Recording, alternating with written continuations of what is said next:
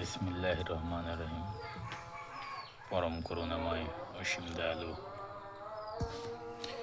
আল্লাহ তাআলার নামে, যিনি সকল সৃষ্টি করেছেন। আজকে দেশ জামাত বলে আমরা বিএসএ ছাপে দিব, বিএমপি তোরা তো বহুত দেশ চালাইলি। বিএমপি লোকজন, বিএমপি চাঁদাবাজিতে চ্যাম্পিয়ন, গাছ কাটা নিয়ে কোটি কোটি টাকা আত্মসাৎ। কেমনে বলে এদের মাথায় মনুষ্যত্ববোধ কেমনে থাকলে এরা কি বলতে পারে? আসলে আমি কিছু বুঝে উঠতে পারি না। সাধারণ মানুষ,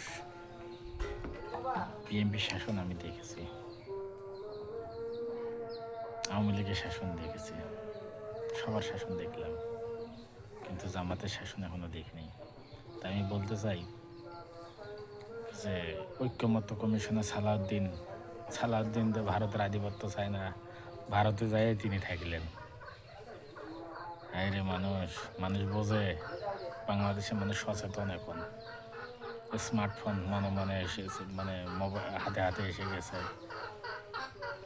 তাই কি বলবো, দেখা যাক কি হয়। আসলে মানুষ তো মানুষের গতিতেই চলবে। ঐক্যমত কমিশনের এখন ভয় ভয় হয়ে গেছে। হ্যাঁ রে মানুষ, এই বাঙালি কোনোদিন ঠিক করা যাবে না। একমাত্র ফখরুদ্দিন, উনি ঠিক করেছিল এই বাংলার। 16 টাকা নিয়ে 19 টাকা করে খাবার দিয়েছিল শেখ হাসিনা, তারপর বেগম খালেদা জিয়া, বড় বড় যত নেতা আছে, বিএনপির কত লোক গ্রেপ্তার।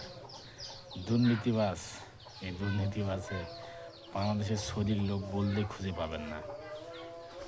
সৌদির লোক জামাতের কিছু লোক থাকতে পারে, কিন্তু বিএনপির ভেতরে কোনো সৌদির লোক নাই। এরা ভণ্ড, প্রতারক, বেঈমান।